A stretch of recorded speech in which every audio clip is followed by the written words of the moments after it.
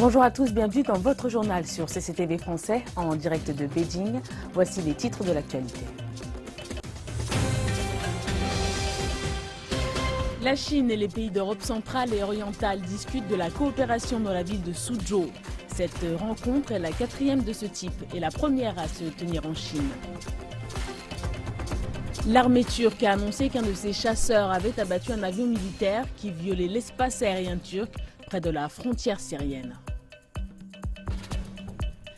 La 26e commission conjointe Chine-États-Unis sur les échanges et le commerce a pris fin lundi à Guangzhou. Ils ont trouvé un consensus sur la propriété intellectuelle. Everbright Bank, basé à Beijing, et Alipay du groupe Alibaba ont mis fin à leur collaboration. La raison, leur échec de mettre en ligne un produit financier. Et le Ghana est l'une des économies les plus dynamiques d'Afrique de l'Ouest, mais beaucoup de grandes villes du pays connaissent encore des pénuries d'eau et d'électricité.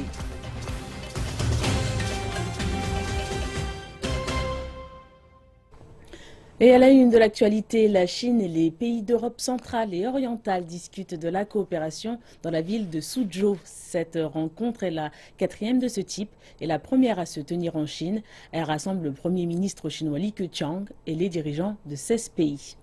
Cette rencontre est la plus importante à se tenir dans le cadre de la coopération Chine-PECO. Cette année, le thème est « Nouveau commencement, nouveau domaine, nouvelle vision ».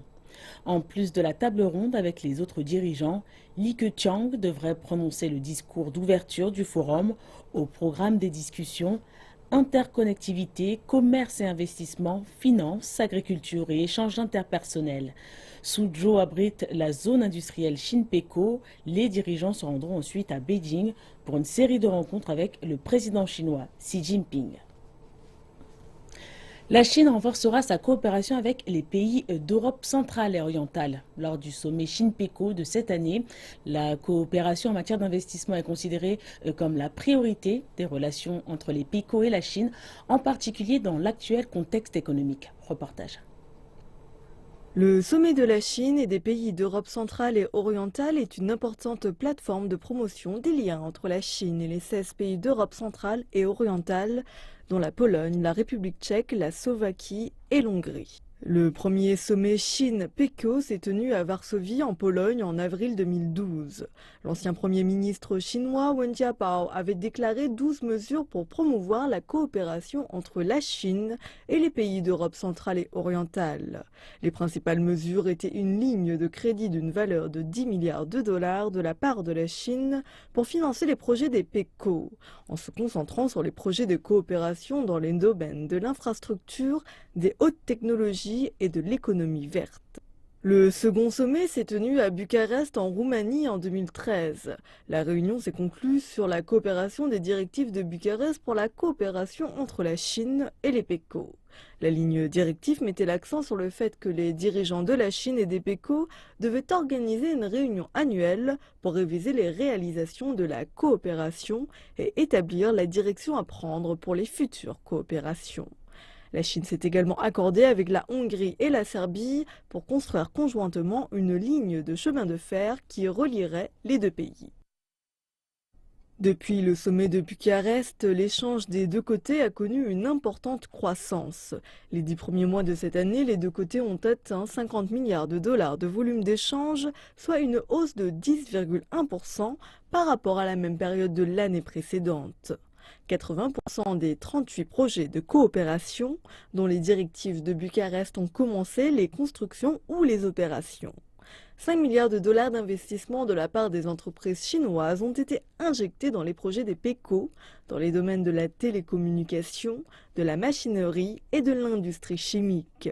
Des progrès ont également été faits dans le développement des infrastructures, dont une série de projets sur la construction de ponts, de centrales électriques et d'autoroutes.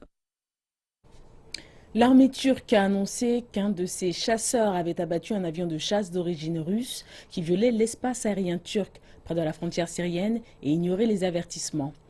L'agence de presse Dogan a indiqué que l'avion se serait écrasé mardi dans les montagnes de la province de Hatay, dans le sud de la Turquie.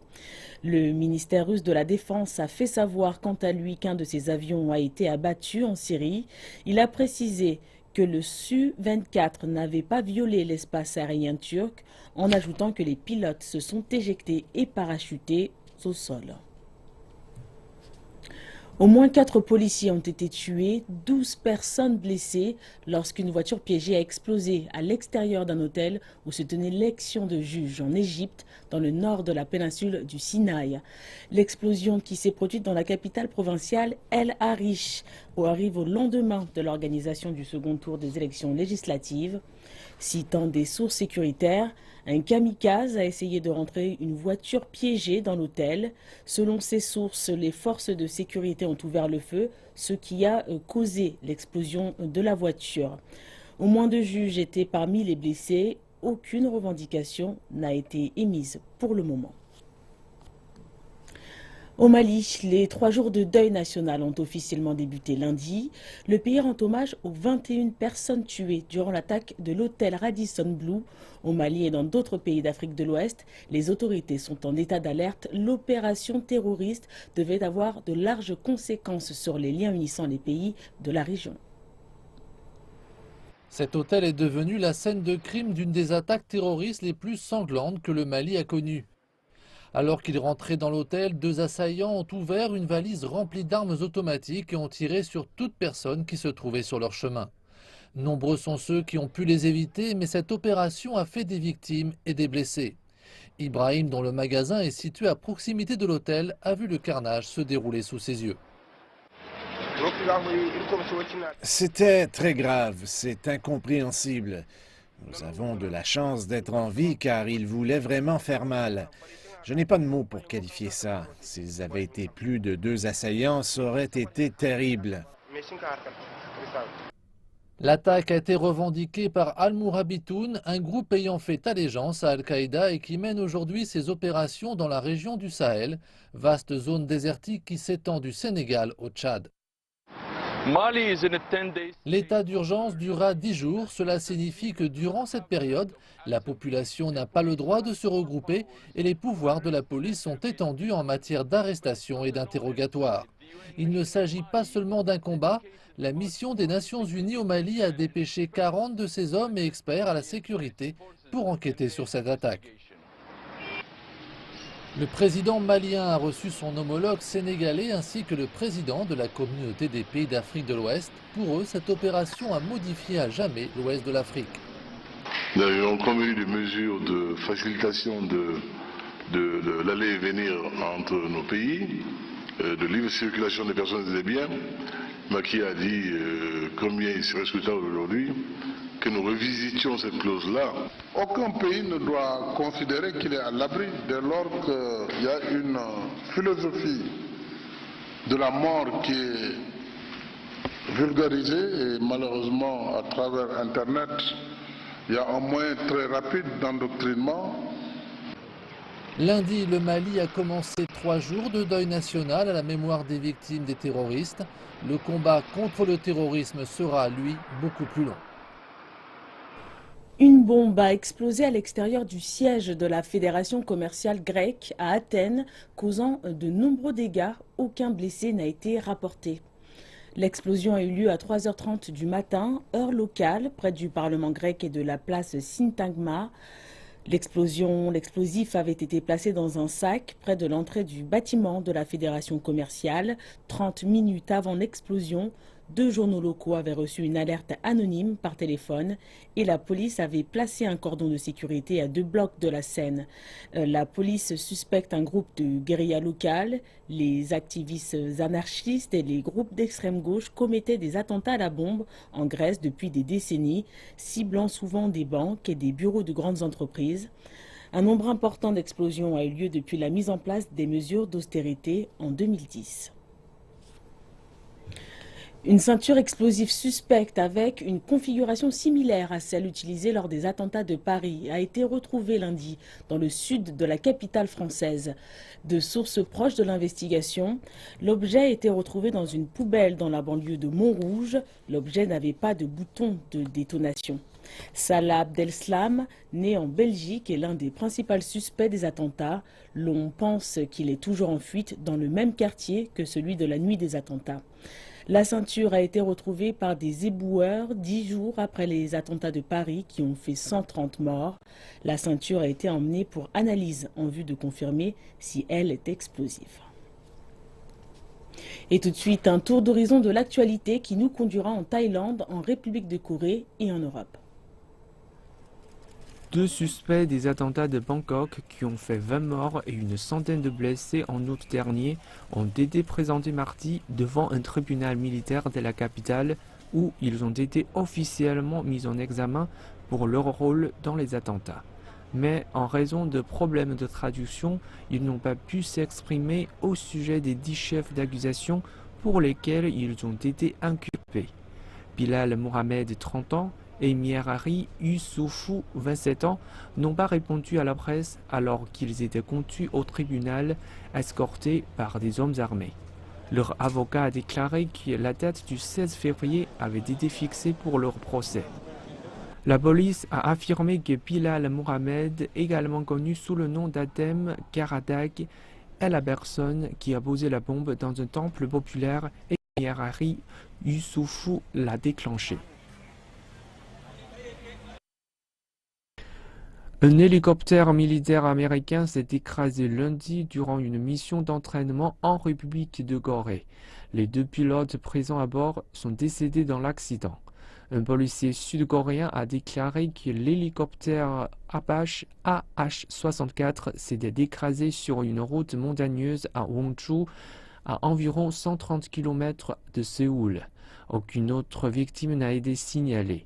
L'armée américaine en Corée du Sud a confirmé l'accident, disant que la cause de l'accident était en enquête.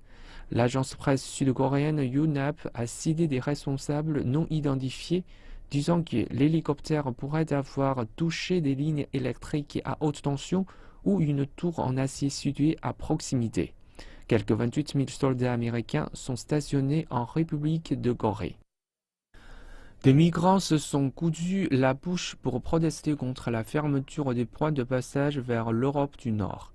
Plus de milliers de migrants ont bloqué une ligne de chemin de fer à la frontière gréco-macédonienne. Les migrants campent sur les voies ferrées d'une ligne reliant les 2 pays depuis que la Macédoine a imposé des restrictions limitant le passage des migrants.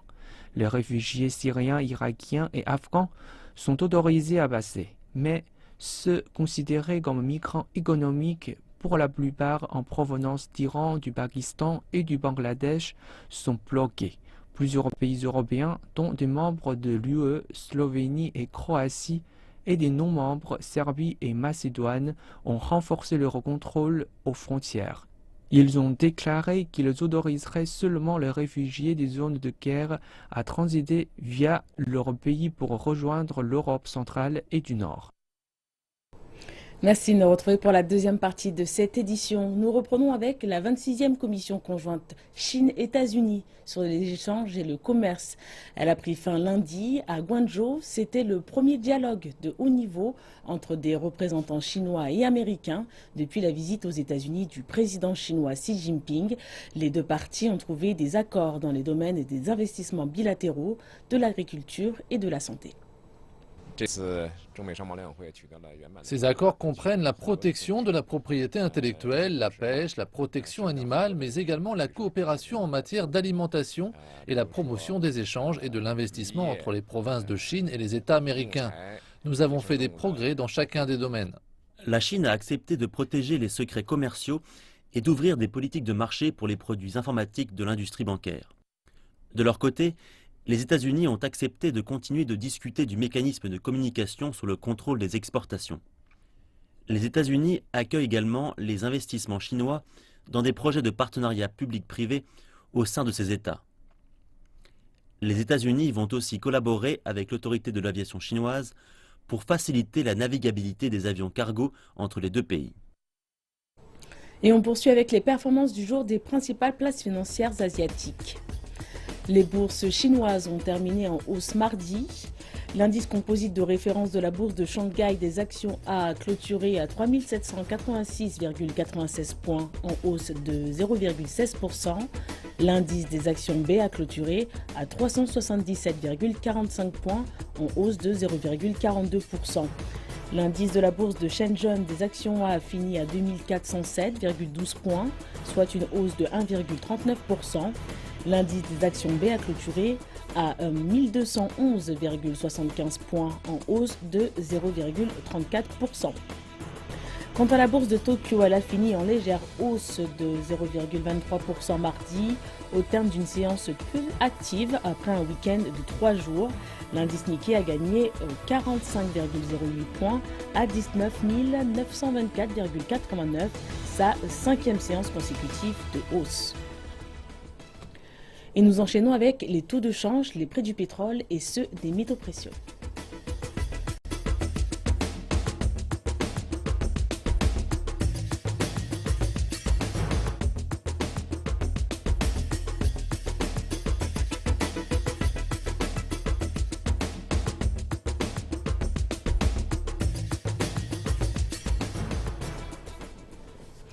Everbright Bank, la banque basée à Beijing, et Alipay du groupe Alibaba ont mis fin à leur collaboration. La raison, leur échec de mettre en ligne un produit financier commun appelé Dingxunbao. On se demande alors si cette séparation constitue un tournant qui annonce que les banques de détail et les plateformes de paiement commencent à se tourner le dos. Tout récemment, Cathy Mao a reçu un SMS de la Everbright Bank de Chine qui lui annonçait que Dingxunbao ne serait plus associé à Alipay et que la banque continuerait de servir les investisseurs depuis sa plateforme bancaire en ligne Sunshine Banking. Le Dingxunbao de la banque Everbright a été lancé avec Alipay avant que ce dernier ne connaisse un succès fou avec son propre produit d'investissement appelé Yuebao. Au début, le produit financier commun rapportait aux investisseurs des taux d'intérêt plus élevés que Yuebao, et c'est pour cette raison que Cathy y a investi 5 000 yuan. Il faudrait qu'il y ait plus d'informations sur ce que les investisseurs sont supposés à faire après ce qui s'est passé. Le SMS n'a pas fourni suffisamment d'informations, et tout particulièrement pour ceux qui ont investi plus que moi. Dans une réponse écrite à ICS, la banque Everbright a affirmé que les investisseurs ne perdront ni intérêt ni principal sur leur investissement s'ils acceptent de le laisser sur la plateforme de la banque. Le communiqué dit que la décision de fermer Dingxunbao a été prise d'un commun accord entre la banque et Alipay.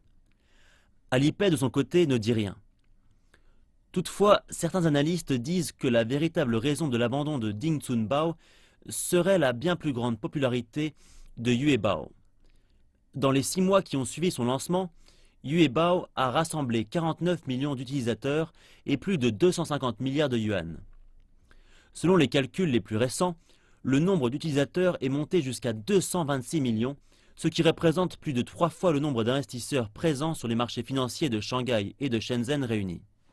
La coopération entre Everbright Bank et Alipay était un peu expérimentale. Ils voulaient prendre la température pour le lancement de Yuebao en observant la réponse du marché à Dingxunbao.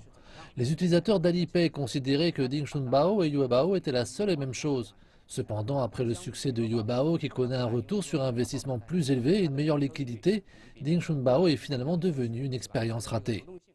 D'après les experts de la finance sur Internet, comme l'est M. Yu, Alipay a subventionné Dingxunbao lors de la phase initiale pour attirer les clients par des taux d'intérêt comparativement plus élevés que dans les comptes de dépôt traditionnels. Lors de son lancement, c'était un produit innovant car les taux de dépôt étaient régulés en Chine et les banques ne pouvaient donc pas rivaliser en offrant des taux d'intérêt plus élevés. Ce que les banques ne peuvent pas faire, les entreprises financières innovantes de l'Internet comme Alibaba pouvaient le faire. Et les entreprises de l'Internet avaient l'avantage d'avoir un lien direct avec des millions de clients potentiels. Les banques ont peut-être décidé qu'il était plus sûr de rester sur leur marché traditionnel. Le Ghana est l'une des économies les plus dynamiques d'Afrique de l'Ouest, mais ces dernières années, beaucoup de grandes villes du pays connaissent encore des pénuries d'eau et d'électricité. Un nombre croissant d'investisseurs chinois coopèrent actuellement avec les entreprises et les gouvernements locaux. Les investissements concernent des projets qui ont largement permis de réduire les pénuries chroniques.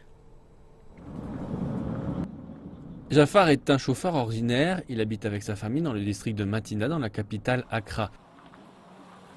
Il partage avec 5 autres familles cette petite cour. Les femmes de chaque foyer doivent jongler entre les tâches domestiques quotidiennes tout en s'occupant de leurs enfants et en préparant le repas. Jafar nous rappelle que la plupart des familles du district possèdent des gros bidons d'eau en raison de l'absence d'eau du robinet. L'approvisionnement quotidien en eau dépend totalement des camions-citernes.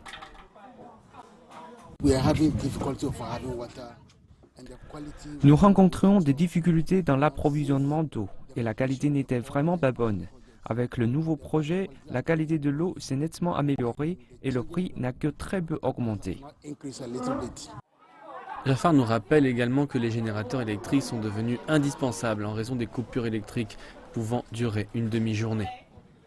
Les coupures ne concernent pas un moment précis, parfois en milieu de la journée et parfois en pleine nuit. Cela évolue constamment. Afin de mettre fin à ces pénuries chroniques, le gouvernement ghanéen a œuvré dans le but d'attirer les investisseurs étrangers. Le gouvernement ghanéen et la Banque chinoise d'import-export ont fondé conjointement le projet d'extension de l'usine d'approvisionnement d'eau de Kapong.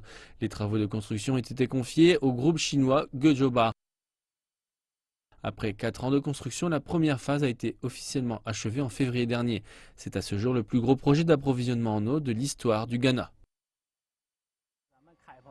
Voici l'endroit d'où est prélevé l'eau de notre usine. L'eau prélevée ici est directement redirigée vers ce site de traitement, dans lequel se trouvent 4 grandes pompes.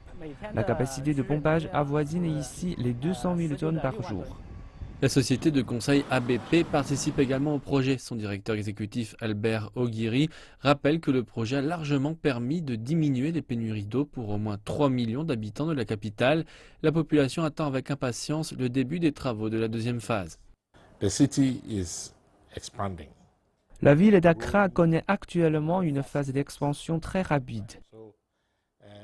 L'approvisionnement en eau doit donc rattraper l'essor de la ville, sinon les progrès réalisés lors de la première phase ne se feront plus ressentir face à une demande en eau toujours plus forte.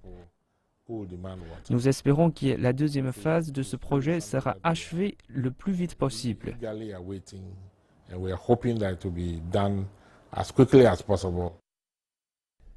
Ces dernières années, on constate un nombre toujours plus important d'entreprises chinoises investissant dans des projets énergétiques au Ghana, notamment dans des unités de production de gaz naturel et d'énergie hydraulique. Sunon Asogli Power possède la plus grande usine de production de gaz combustible du pays. Il s'agit d'une co-entreprise créée par le groupe chinois Shenzhen Energy, le fonds de développement sino-africain. L'entreprise a été fondée en 2007 et a commencé son exploitation commerciale en 2010 avec une capacité énergétique totale de 200 MW. En plus de contribuer à hauteur de 15% de l'approvisionnement électrique du Ghana en 2014, le PDG Lee Xiaorai rappelle que l'entreprise a encore bien plus à offrir. Nous fournissons avant tout au Ghana l'énergie. Ensuite, nous participons à la formation des nombreux talents dans le domaine de l'énergie électrique. Nous offrons ainsi une bonne expérience dans la gestion et l'exploitation des unités de production d'électricité, car en comparaison, nos usines fournissent un approvisionnement plus stable et plus régulier. Avec la deuxième phase du projet, Sunon Asogli prévoit d'augmenter sa production électrique à hauteur de 360 MW. L'entreprise prévoit également d'investir dans d'autres projets d'énergie propre.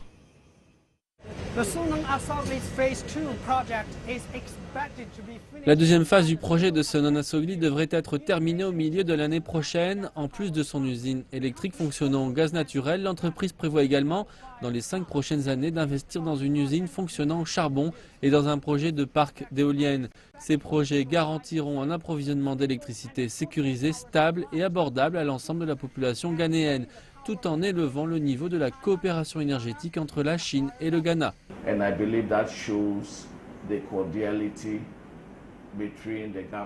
Je pense que cela montre la cordialité de la coopération entre le gouvernement ghanéen et le gouvernement chinois. Mais ce qui est le plus important, c'est le caractère qualitatif des investissements chinois au Ghana, ainsi que le climat propice aux investissements que nous avons ici. Sunon Azoli fait partie de ces entreprises du secteur énergétique dont nous pouvons être fiers.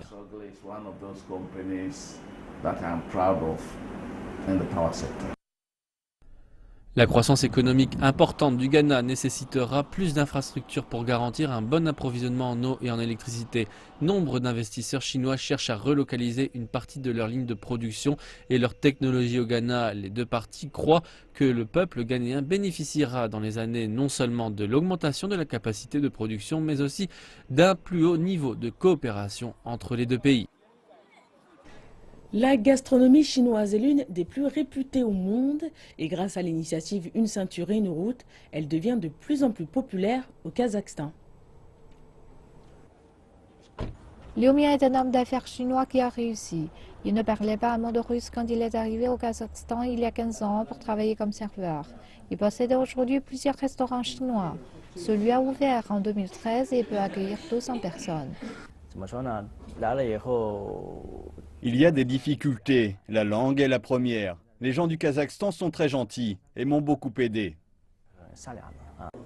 Faire découvrir la cuisine chinoise au Kazakhstan n'a pas été chose simple. Liu Ming fait son maximum pour satisfaire chacun de ses clients, des habitants de la ville aux visiteurs venus de Chine. Le canard laqué est le premier choix des clients chinois. Et pour les gens du coin, nous combinons les saveurs chinoises et locales. Ils sont tous très contents. Ekehim Satibaldi travaille comme apprenti de cuisine dans un autre restaurant chinois, le Beijing Plaza. Elle débute dans le secteur de la restauration et apprend actuellement à préparer le canard laqué. Quelquefois, les clients me demandent comment est préparé le canard laqué. Je leur réponds que c'est un secret. Elle est l'apprentie de Liu Xiaojun, un chef chinois, et malgré la barrière de la langue, elle apprend vite.